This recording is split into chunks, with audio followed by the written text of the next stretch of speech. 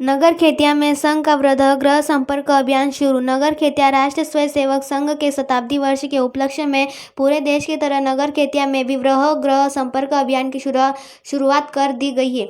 यह अभियान 3 दिसंबर से 15 दिसंबर तक चलेगा। अभियान के तहत नगर की केशव बस्ती और स्वामी विवेकानंद बस्ती के 36 मोहल्लों में संघ के कार्यकर्ताओं की टोलियां घर घर जाकर लगभग 2800 से अधिक परिवारों में संपर्क करेगी। इस दौरान कार्यकर्ता परिवारों को संघ परिचय पत्रक, संघ साहित्य, स्टिकर और भारत माता का चित्र प्रदान करेंगे।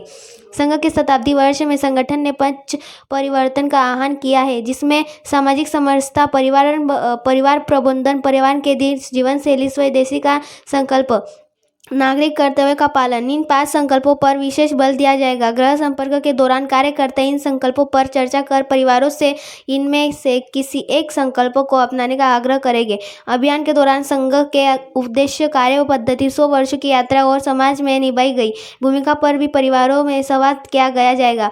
अभियान का शुभारंभ नगर के प्रसिद्ध श्री राम मंदिर से पूजन अर्चन और भारत माता की आरती के साथ हुआ।